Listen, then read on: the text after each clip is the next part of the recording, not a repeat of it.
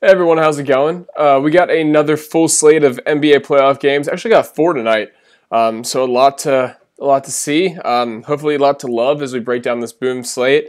Are you liking this one, Preston?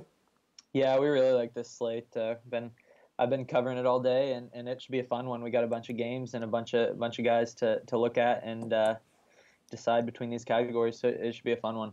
Yeah, we won't try to take too much of your time since we got four games to go through, but we want to win you guys some money, so we'll definitely cover all four of them. And we'll jump in as we always do with the $1 jackpot to where we have Indiana and Cleveland, and most points between Bogdanovich, Miles Turner, Kevin Love, and J.R. Smith. What are you liking here? Yeah, this one's an interesting one. Doesn't have any huge scores. I'm looking mainly between Bogdanovich and Kevin Love here. I got Miles Turner, not a huge piece in the offense. He'll score your 10 to 15 points, and then J.R. Smith, more of just a hot hand, relies on threes, but I don't think he has the 20-point upside that Bogdanovich and Kevin Love have. Between those two, for me, it's interesting. We saw a few games ago, Bogdanovich had a massive game, Yeah, shot the ball very well, and Kevin Love really hasn't had that kind of game yet. He's been really down. Miles Turner or Thaddeus Young's playing pretty good defense on him. I think really if this were a regular season game, I'd be looking at Kevin Love with no regards there. But with how he's been playing, it makes me want to look at Bogdanovich too. I think if you're going kind of just an optimal play, Kevin Love should probably be the most optimal play here. He just hasn't shown it in the series so far, so I think you could go maybe split shares between Love and Bogdanovich. But yeah, if I'm going one, I'd hope that Love returns to his mean on the season scoring and puts up about 18 to 20 points here tonight. So he's probably my pick. yeah, definitely. Absolutely agree that Love is going to be the optimal guy. Probably the most likely guy. If there was odds on it. But yeah, I like that Preston also mentioned Bogdanovich. We saw that 30-point game, which was crazy. Shot 11 of 15. Not something he's going to do every night. But I like that he got up 13 shots that next game. In the first game of the series, he put up 17 too. So a lot of upside there. If the shot's falling for him, he's just going to keep shooting. So I think we'd rate Love number one, and then Bogdanovich as a close two. For most rebounds, we'll have LeBron, Kevin Love, Thaddeus Young, and Sabonis. I don't see any reason to pick against LeBron, do you? Yeah, this one's interesting. I'm really between LeBron and Kevin Love here. Nobody on the Pacers is a big rebound guy. And Kevin Love, though he hasn't really scored a ton in this series, he has had a 17 rebound game, and True. he had a good rebounding game last game. I think LeBron's always a triple double threat.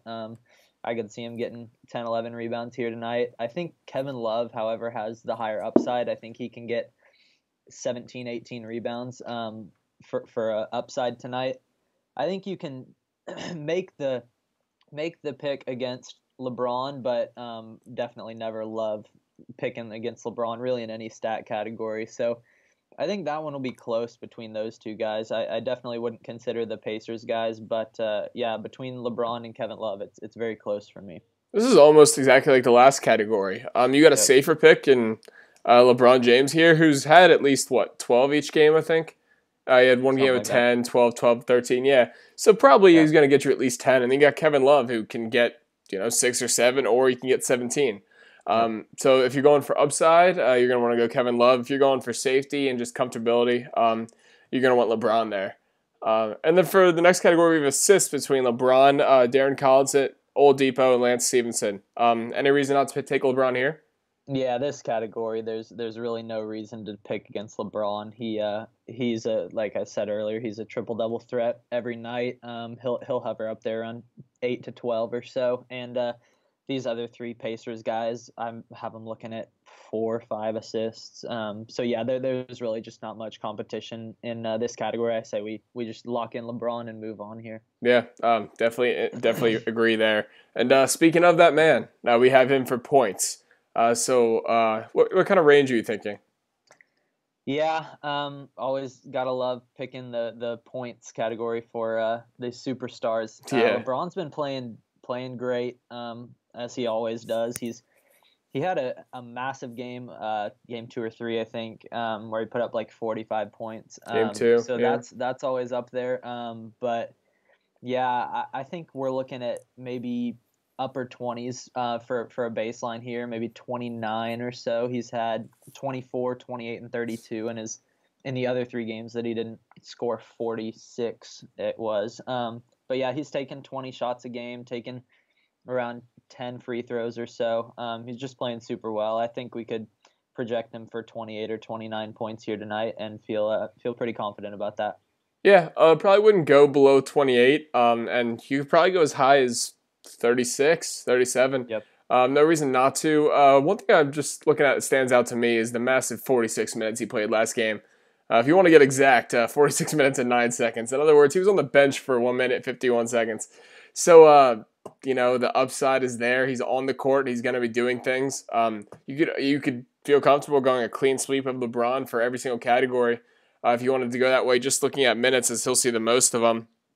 So definitely something to consider there. But yeah, I think you at least have to put him at 28 points, and then you can go as high as 36, in my opinion. So we'll jump into the Wizards-Raptors game now. Go Wizards.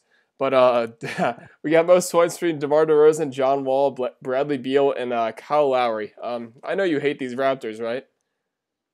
Yeah, I never like playing the Raptors in DFS. They always somehow Lowry and DeRozan come back to hurt me somehow, no matter how great of a spot they're in. But yeah, this one's a fun category. You gotta love having the 4 best players in this game all in the same category. So I think this will be pretty tough to decide between.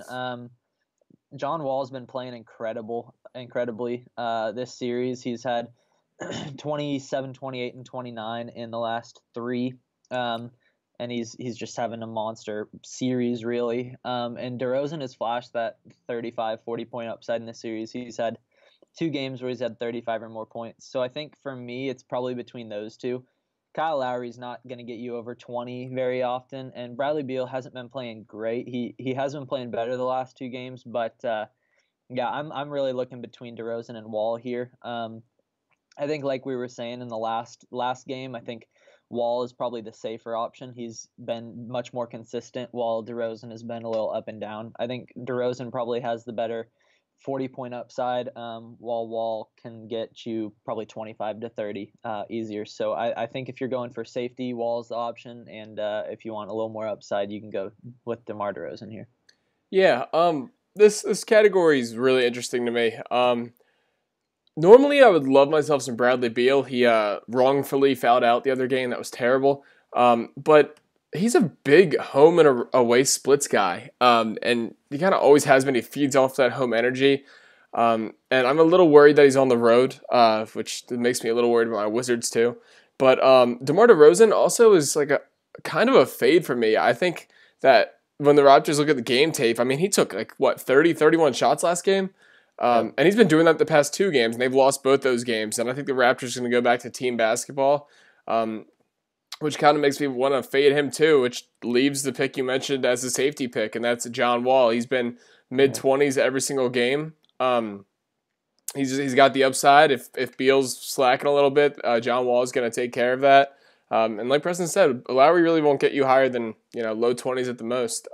So I would probably go Wall here and really hope for some team basketball from the Raptors and that Beal's home and road splits stay. For rebounds, we'll have Ibaka, Valanciunas, Otto Porter, and Markieff Morris. Can the must-have get this done? Yeah, this one will be interesting. We have the 2 Raptors guys are the two bigs here, and we have 2 forwards for the Wizards. So I think, as much as I love Otto Porter for DFS, I think I'll probably lean between Ibaka and Valanciunas here. Really, none of these guys get massive minutes. The Wizards, or really, I guess everybody other than Val, get around 30 or so. But Val, with how big he is and how much of a force he is in the paint, I think he can get 8 or 9 rebounds tonight. Ibaka is a guy that's always interesting to roster, at least for me. Or just pick really stat lines in general, because he seems to be a little more up and down. But I know we love to go with the minutes projections here, but I think with just Porter and Morris being less of a rebound guys than the two Raptors, I think I'll probably go with Valanciunas here. Yeah, I definitely think we want to choose between the Raptors, knowing how Scott Brooks uses his offense. The reason I kind of like Ibaka here is the Raptors love going small at the end of the game, and if this one's close, I don't think we're going to see Valanciunas at all. I really like the minutes that Ibaka's been getting, low to mid 30s. He's seen 12, 9, 6, and 10 rebounds. Um, 6 could be enough. I hope it's not enough, but it could be enough. So that's why I'm kind of leaning Ibaka, but I think you have to choose between one of the Raptors. Valanciunas has that upside we've been talking about all night, but if you're sticking with the safety picks, I kind of like Ibaka. And then for the assists, we have kind of a wash category with DeRozan, Lawson, Beal, and DeLon Wright. Is there any reason to recommend one of these guys? Yeah, I think this one's tough. I know we've had Beal in a few assist categories before, and don't love taking Beal just because he seems to get like 3 or 4 assists most of the time. He's a scorer. Doesn't get too many assists. You got a Ty Lawson sighting. He's played a bunch of minutes in the first game, or I guess it was the second game. The first game that he played, but he's only seen about 15 minutes or so the last 2 games. I don't see him really being much of a factor here in this category. And then DeLon Wright, bench player, he'll see 20, 25 minutes. I think really I'm going with DeRozan here. I think if we think the Raptors play team basketball and we're taking Wall for points, I think we can probably pretty comfortably go DeRozan here. He should definitely see the most minutes, him and Beal, but I think even straight up picking over between DeRozan and Beal, my picks with going with DeMar. I agree. DeMar DeRozan's going to be your 1A, maybe DeLon Wright 1B. He's been getting 3 or 4 a game, but DeRozan's minutes are going to be there. The least he's had is 4, which could be enough to win this category. Kind of an easier pick there for us. And then we have DeMar DeRozan for points again. It's the shots have been kind of absurd if you ask me. I expect them to go down this game. I mean, when you hear this number, 47% usage last game. We know the Raptors lost that game, so I do expect things to change. But yeah, what do you think for points? Yeah, I agree with you. I don't think he scores 35, 37 this game. It's tough to choose his points with this series just because of how sporadic the points have been. He's ranged from upper teens to upper 30s, so it'll be interesting. I think really with the whole philosophy of Toronto spreading it out a little bit more, getting everybody involved. I think looking at mid-20s, probably 25 is where I have him projected at. So maybe 23 to 27 is in the range that I'd go for him. I kind of love that, honestly. Definitely don't want him over 30. I liked him at the low end of the mid-20s, but you have. I think 23, 27 is a terrific projection for DeRozan because he'll get his, but I don't see him getting in the 30s like he has 2 of the games, especially after what happened these past 2 games. So we'll jump into probably the most difficult game that we always have to deal with in the Rockets and Timberwolves, where we have most choice between Jimmy Butler, Chris Paul, Andrew Wiggins, and Clint Capella. Does anything stand out to you with this tough game? Yeah, this one's fairly tight here with the points category. This game's really tough to figure out. Each team has a fairly tight rotation, and all these guys play a bunch of minutes. I think for me, I can probably rule out Capella here. He has like 20-15 upside, but I really don't think he outscores all 3 of these other guys.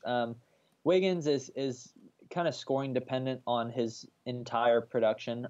I don't see him scoring 20 plus too confidently tonight. And then between Butler and Paul, I'm probably taking Butler here. He'll play 40 minutes or so, I'm sure, and I think he has a good chance to get 20 points here. Chris Paul played very well last game, but I think he probably is slightly under Butler. I think I'm really just looking at Butler here. With Harden not being in this category, Jimmy Butler's probably the second best scorer in this game, so he's my pick in this category. I also think I'm only looking at Butler here. Not a ton of upside with the other guys. I mean, Wiggins, his role's been pretty demoted with all the stars that are on the team now. We said we can rule out Capella. And I don't think there's too much like analytical stuff we can do here. I kind of like Butler. It's a winner go home. Well, they'll probably go home. But Yeah. yeah, I think it makes a lot of sense. And then we have the two. I'm only going to mention Capella and Towns in this rebounding category. There's not even worth the other two. I know No. this one's so tough every single time. Is there any reason to choose one over the other? Yeah, no, this one's gonna be tough. I think you nailed it. I don't see any reason to take anyone other than Capella or Towns here. Capella's had a few big rebound games this series. He had a 16 and a 17 rebound game, but Towns his last two when he's been more involved has been looking at 16 and 15. So Wow. these guys have been getting a bunch of rebounds. They're all around the paint. I think really you could honestly probably just split shares between these two guys. If I had to choose one, I'd probably go with Towns. Towns will likely play more minutes. He's looking at 38 to 40, while Capella's probably going to play around 30. However, if for some reason Towns were to get in foul trouble or Capella were to just play a ton of minutes, I think Capella could probably outscore him. So that would be your case for multi-entering this category. But yeah, I think Towns is probably my pick, but Capella is a great option as well. Yeah, we mentioned last time how important it is to split shares between these two, even though we slightly in Towns because of the minutes, and we were spot on everything as Town, except for the fact that Capella got one more rebound. But also that game turned wasn't very close. Towns only got 32 minutes. We're looking at what is very likely to be the last game for the Timberwolves for the whole year. So I mean, even if they're getting blown out, they might still throw Towns out there for the heck of it. They might want to rest Capella if it does turn into a blowout. So I want to agree with Preston and go Towns here again, but gotta split shares here. Whenever you see these two, you gotta split shares. For the assist category, we have pretty much exactly what we had last time between Harden, Paul, Teague, and Butler. Harden decided to outscore the Wolves by himself in the third quarter and not pass the ball. Is that going to happen again, or what do you like him? Yeah, that was crazy. I can't remember the last time I've seen a team score 50 in a single quarter. That was massive. Yeah, this category is interesting. Jeff Teague disappointed big time last game. He just did almost nothing on the court, and I think for him to outscore both of these Rockets guards, and the same for Jimmy Butler, I just don't see that happening. If it were maybe one or the other Rockets guards, I think it could happen. But yeah, I'm looking mainly between Harden and Paul here. This between those two, it's going to be tough. Harden, he's had his triple doubles here, but this season, but he hasn't been playing super well lately. I think Chris Paul may be the safer option here. He's had 6, 6, and 8 his last 3 games, whereas Harden had 3 last game, I think. So Yeah, it's been interesting between the two of them with the caliber player that Harden is. Just to see him, he scored 12 points in game 2.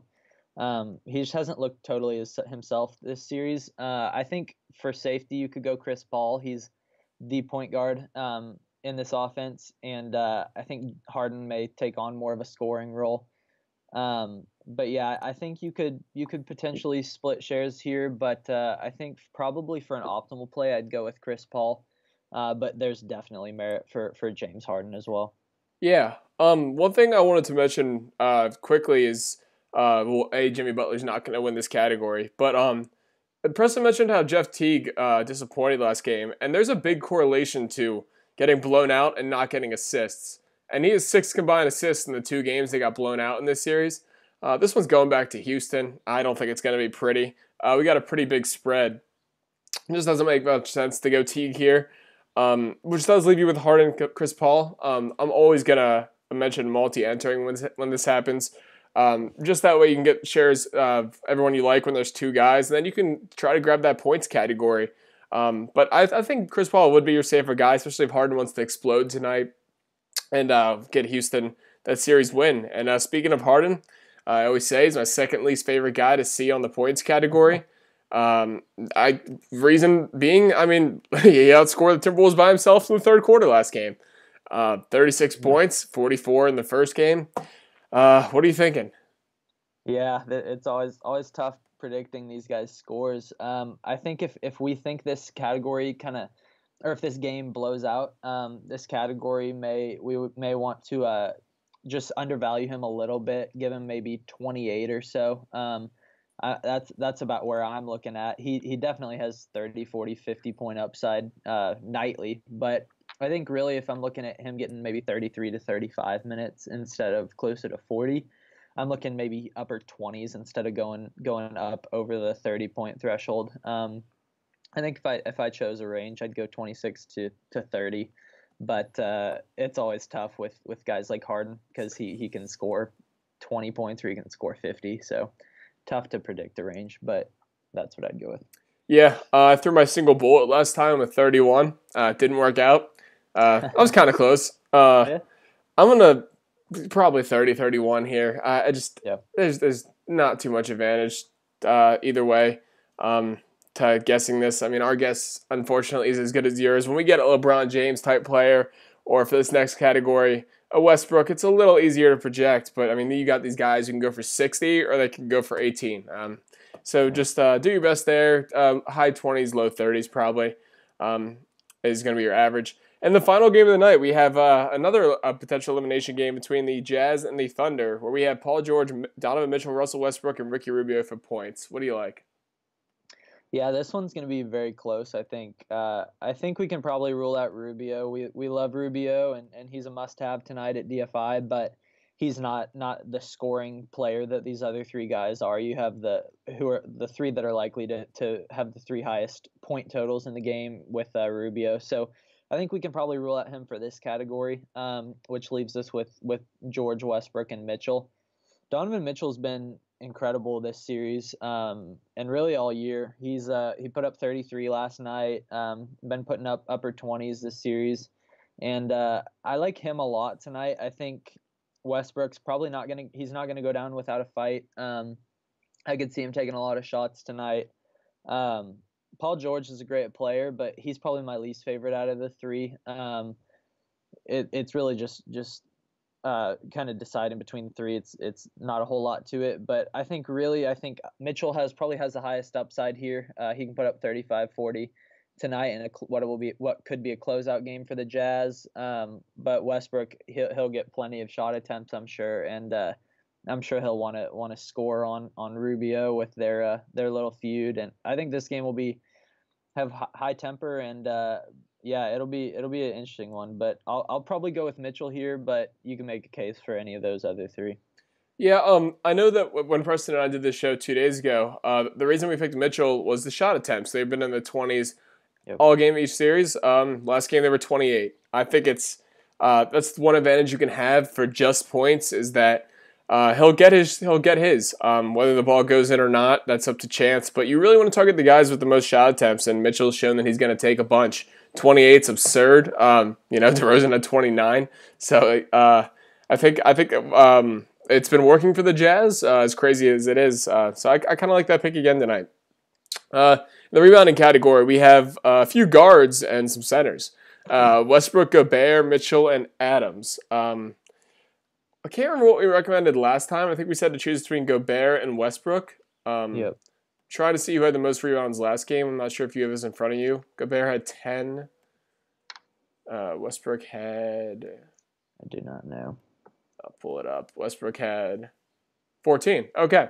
So Westbrook got that W last time. Again, Steven Adams just hasn't been a part of this series. Don't love it. And I'd roll out Donovan Mitchell. So probably going to recommend multi-entering between these two, Westbrook and Gobert, right? Yeah, I think that's probably the move here. Gobert's had 15, 12, and 10 rebounds in his last three, and Westbrook's had 9, 11, and 14. So you can kind of see they're very close in the last three games. It's going to be tough choosing between these two guys. I think Westbrook will try to get all the rebounds he can get. I think he'll try to do everything he can to get this win at home for Oklahoma City. But you got to love Gobert down there in the paint.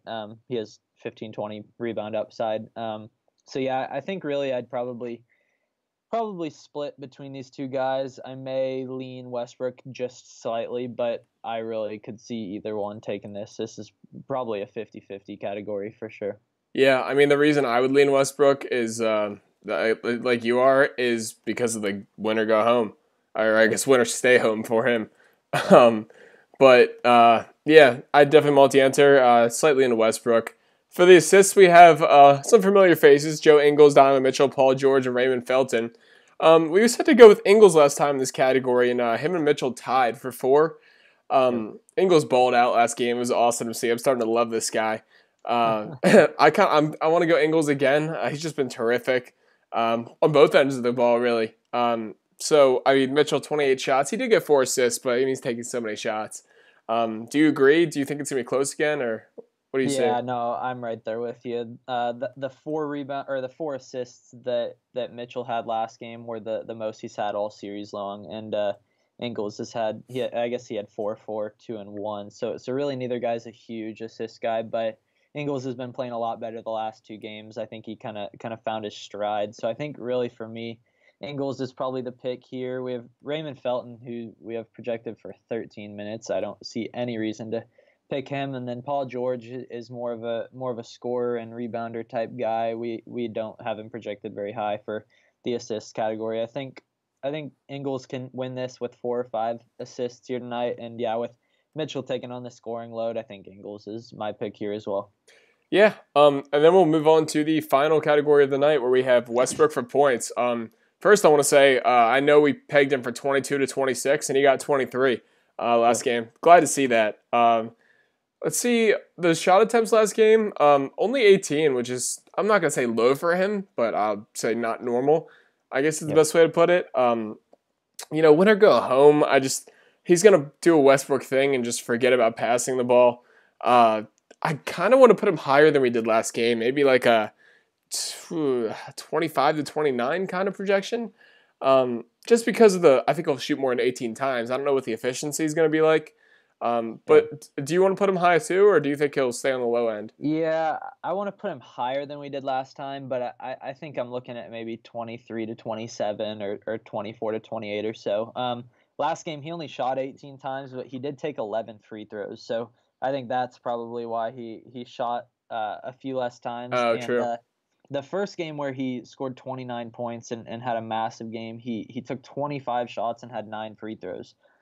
He only had 4 free throws in the other 2 games, so I think this is definitely interesting. I think he'll definitely be motivated back at home, trying to get this win to stay alive. But yeah, I think he could definitely. I think probably his realistic ceiling is probably 30. I wouldn't project him to go over 30. But yeah, maybe mid, slightly upper 20s for me. Maybe 25, 26 is probably what I'd project him at. Yeah, somewhere probably just a little higher than last game. But that'll do it for tonight's Boom Slate, guys. Tomorrow, gonna be a pretty small one. Probably just have one game on that slate tomorrow. It looks like. But good luck tonight. We hope this strategy session helped, and enjoy watching the games.